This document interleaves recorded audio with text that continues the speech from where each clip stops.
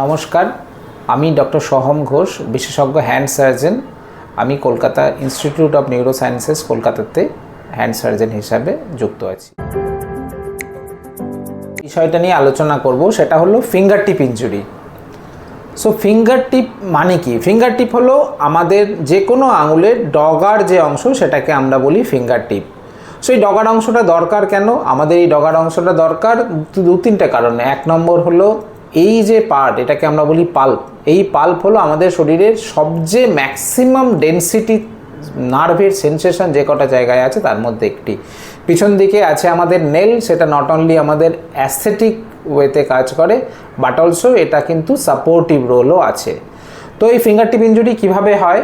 Most commonly finger টিপ injury হয়ে থাকে road traffic অ্যাক্সিডেন্টে, বাইক ইঞ্জুরি, গাড়ি থেকে পড়ে যাওয়া এবং বিভিন্ন ধরনের রোড ট্রাফিক অ্যাক্সিডেন্টে হয়। তাছাড়াও বিভিন্ন ডোমেস্টিক ইঞ্জুরি, যেরকম ছুরি দিয়ে কিছু কাটতে যাওয়া বা ওয়াশিং মেশিন বা মিক্সার গ্রাইন্ডারে কাজ করা, এই সময়তেও এটা হয়ে থাকে। ওয়ার্ক প্লেস ইঞ্জুরিতে ফিঙ্গার টিপ ইঞ্জুরি হওয়াও একদমই আনকমন নয়। তো এর চিকিৎসা কী? সব ক্ষেত্রেই কি অপারেশন দরকার? না। কখনো কখনো ফিঙ্গার টিপ ইঞ্জুরিতে মানুষ যারা আসেন আমাদের কাছে, তাদের কিছু কিছু ক্ষেত্রে শুধু এই নখের তলায় রক্ত জমা হয়, এটাকে আমরা বলি সাব আঙ্গুয়াল হিমাটোমা।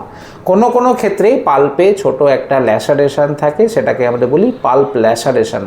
সো এই কিছু কিছু ছোটোখাটো ইঞ্জুরি যেগুলো থাকে, তা থেকে আমরা বিনা অপারেশনেই খুব ভালোভাবে আমরা রোগীকে রিকভারি দিতে পারি। বাট বেশিরভাগ ক্ষেত্রে যদি ক্রাশ ইনজুরি থাকে বা যদি ইনজুরি সিভিয়ারিটি এতটাই বেশি হয় যে শুধুমাত্র ড্রেসিং বা ওষুধের মাধ্যমে সারছে না, সেই ক্ষেত্রে রোগীকে কিন্তু সার্জারির জন্য আমরা অ্যাডভাইস করি।